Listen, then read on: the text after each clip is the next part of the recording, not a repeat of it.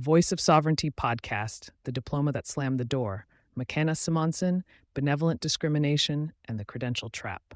Episode script, Voice of Sovereignty, Global Sovereign University. Welcome back to The Voice of Sovereignty, the podcast where we name what the system is careful to avoid. I'm your host, and today's story is going to hit hard because it is both infuriating and deeply familiar to everyone in the GSU community who has dedicated their work to the idea that a credential without competence is not education. It is a transaction. And today we're going to talk about the day a transaction cost one young woman everything. Let's go to Lynnwood, Washington. Her name is Makena Simonsen. In 2022, she walked across the stage at Lynnwood High School, part of the Edmonds School District, and received her diploma. She was happy. By her own words, she said, "Oh my gosh, I finally made it." She had worked hard. She had shown up, and she had a grade point average that most parents would frame on the wall, a 3.87, nearly a 4.0. Honor roll territory by the numbers. There was just one problem. When Makena finished her senior year, she was reading at a first grade level. Let that land for a moment. A 3.87 GPA. First grade reading. Those two facts existed simultaneously inside the same school, the same IEP system, and the same graduation ceremony. Now, Makena was not hiding something. She wasn't gaming the system. She has a neurodevelopmental disorder, ADHD, dyslexia, dyscalculia, and dysgraphia, a full constellation of learning differences that made school genuinely hard for her. She had an Individualized Education Program, an IEP, which is the legal agreement that is supposed to ensure students with disabilities get what they need to reach meaningful outcomes. The key word there is meaningful. Here is where the story turns from sad to structural. After graduation, Makena and her family had a plan. The state of Washington offers transition services for special needs graduates, vocational programs designed to help young people move toward independent living and real employment. Makena wanted to enroll. She was ready, she was motivated, and then someone looked at her paperwork. She had a diploma. That diploma, that 3.87 GPA, that piece of paper, disqualified her. Under Washington state rules, a standard high school diploma closes the door to free special education transition services. Without the diploma, she could have attended a program through the Edmonds School District itself, at no cost, that would have done exactly what she needed, bridge the gap between school and the real world. Because she had the diploma, the door was locked. Her family now pays $43,000 a year, total expenses, for her to attend Bellevue College's Occupational and Life Skills program, which does essentially the same thing the free program would have done. When all is said and done, Makena faces approximately $160,000 in student debt. She graduated with a 3.87 GPA and first grade reading skills, and it cost her family $160,000. Now the family is suing. Makena filed suit in Snohomish County Superior Court against the Edmonds School District. Her legal team, attorneys Laura Hruska of Cedar Law in Seattle and Alex Hagel, are making two arguments that I want to spend real time on, because both of them matter far beyond this one case. The first argument is benevolent discrimination. This is a phrase that deserves to be heard, understood, and repeated. Benevolent discrimination is when an institution causes harm through actions that were intended to be kind. The attorneys argue that the district did not set out to hurt Makena. No one gathered in a conference room and said, "Let's inflate this young woman's grades and hand her a diploma she didn't earn so we can disqualify her from services she needs." That is not what happened. What happened was softer and in some ways more dangerous. She was passed along. Her grades reflected something other than academic mastery. Her diploma was awarded without her meeting state learning standards, and her attorneys put it in language that is as plain and honest as any I have heard in education policy discourse. Attorney Hruska said the diploma was, in her words, more of a participation trophy. A participation trophy for 4 years of school. The second legal argument rests on Washington state law, which grants every student the right to a, quote, meaningful diploma. Her attorneys argue that Makena did not receive one. Attorney Hagel put it this way: by giving Makena a diploma she did not earn, the district caused her to miss out on another 4 years of free education that could have prepared her for independence. Attorney Hagel also said something that every educator, every parent, and every policymaker needs to hear. He described this case as a test case. He said he has never seen a case like this in Washington state. The Edmonds School District, for its part, has denied any wrongdoing in its court filings and has declined to comment further on the pending litigation.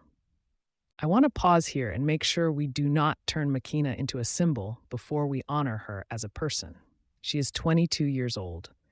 She is in her third year at Bellevue College, and by all accounts, including her own, she is now actually earning her grades. She works at a summer camp called Camp Cucamonga in Lynnwood, where she works with kids. She says she loves seeing them happy. She said, and I want you to hear this directly, I feel much better about my future now than I did when I was in high school. This young woman, who was failed by a system, is not broken. She is not bitter. She is moving forward with a clarity and a resilience that frankly puts the institution that passed her along to shame. But her mother, McHugh, was direct. She said, I'm just so incredibly angry. And all we're asking for in this lawsuit is to pay for Makena's tuition and my lawyer's fees. There's nothing more. After sharing her story publicly, hundreds of parents reached out with similar experiences. One comment that was shared publicly read, IEP support is the best shot our kids with disabilities have in the public school system. It has so much potential, but there's so little education for the average parent to know what they're up against and what our rights are. Hundreds of families, one test case, and a system that kept moving. Now I want to go deeper because this is not just a legal story. This is a sovereignty story. At GSU, we talk constantly about the difference between credentials and competence. We talk about what we call trade math, the practical literacy that allows a person to navigate real life. We talk about the danger of passing students forward without ensuring they can actually do something with the knowledge they are supposed to have received. The Makena Simonsen case is a live demonstration of everything we warn about. Think about what actually happened here through a sovereignty lens. The school gave Makena a number, 3.87, that communicated mastery. That number told the world and told Makena herself that she had learned. It told her she had made it. It gave her a feeling of accomplishment that she described with joy on graduation day. But the number was fiction, not because Makena wasn't trying, not because her teachers were evil, but because the system, quietly, politely, under the banner of accommodation and support, separated the signal from the reality. The grade stopped, meaning you have learned this. It started meaning you completed this cycle, and nobody corrected the record until the bill arrived. This is what we at GSU call the credentialing trap. The credential exists to communicate competence to the outside world. When we inflate the credential without building the competence, we do not help the student. We give them a key that doesn't open the door they think it opens. And in Makena's case, that key literally slammed shut a door she needed to walk through. And here's the part that makes this a systems-level problem, not just an individual tragedy. The system was designed to look like success. A 3.87 GPA looks like success. A graduation ceremony looks like success. Smiling photographs look like success. Nobody in that moment was required to say, wait, she's reading at a first grade level. This diploma does not mean what a diploma is supposed to mean. The fog held. And when the fog cleared, when the family tried to access transition services and discovered the diploma had disqualified her, the fog had already cost $160,000. Let's talk about benevolent discrimination more carefully, because I think this concept is going to become one of the most important legal and educational frameworks of the next decade. We have been so focused rightly on overt discrimination, the kind that excludes, demeans, and dehumanizes overtly, that we have underestimated the damage done by the other kind. The kind that smiles, the kind that accommodates without expecting, the kind that lowers the bar and calls it compassion. When you lower the bar for a student because you believe they cannot reach it, you are making a judgment about their future. You are deciding in advance what they are capable of, and you are building that decision into their official record in the form of a grade that tells a story that isn't true.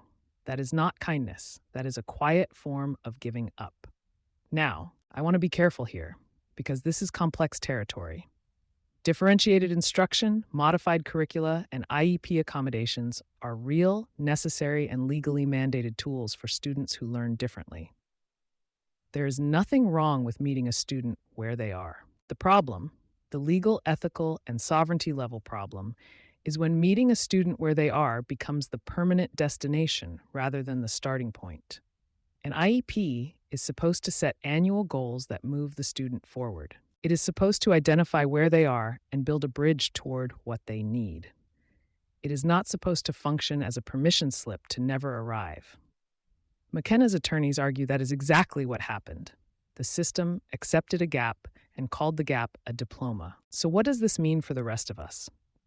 What does it mean for parents, educators, advocates, and the broader community that is trying to figure out how to do this right? I have 3 takeaways I want to leave you with today. Number 1, know your diploma types.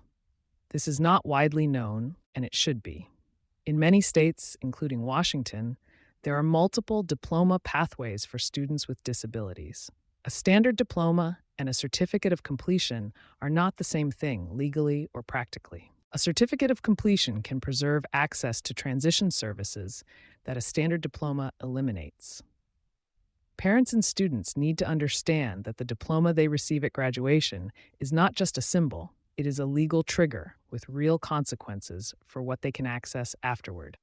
No one apparently told Makena's family this. No one sat down with them and said if she walks out with a standard diploma, these doors close.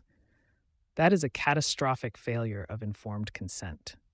Number 2, advocacy requires literacy, and not just reading literacy. The comment that went viral from the parent on social media said it plainly. There's so little education for the average parent to know what they're up against and what our rights are. IEP meetings are structured environments with legal weight. Parents who don't know how to read the document, challenge the goals, or ask the right questions are at a significant disadvantage. This is precisely why GSU exists. The mission of building a bridge to freedom through education is not abstract. It is the literal work of making sure that parents, students, and families have access to the knowledge they need to protect themselves inside systems that were not designed with their navigation in mind. Number 3, this is a test case, and the verdict matters for millions. Attorney Hagel said he has never seen a case like this in Washington state. That means if Makena wins, there is legal precedent, there is a framework, there is a door opened for the hundreds of families who reached out to say, this happened to us too. If this case goes the wrong way, the system learns that it can inflate grades, issue diplomas, and call it education, and face no accountability for the gap between the credential and the competence. The outcome of Simonsen v. Edmonds School District is not just about Makena. It is about what the word diploma is allowed to mean in this country. I want to close with Makena herself, because her story does not end in a courtroom. She is working with kids at a summer camp. She is thriving in a program that is finally giving her what school was supposed to. She said something that I think every educator, every parent, and every advocate needs to write down somewhere and read on hard days. She said, I love seeing them happy and playing and knowing in their little minds that they don't know much about life and knowing how much I have learned about my life, just connecting with them on that level. It brings out joy. A young woman who was passed along, graded without being taught, credentialed without being prepared, and handed a $160,000 bill for the privilege, is now pouring what she learned the hard way into the next generation. That is the sovereign spirit in action. That is the story the diploma was never designed to tell, but Makena is telling it anyway. At the Voice of Sovereignty, we believe that real education is the bridge to freedom. Not grades, not ceremonies, not the performance of achievement. The real thing. The kind that prepares you for what comes next. If you are a parent navigating an IEP, if you are an educator asking harder questions about what a grade really means, or if you are a young person who suspects the credential you hold doesn't match what you actually know, we see you. And we are building the platform, the resources, and the community to change that. Until next time, stay sovereign.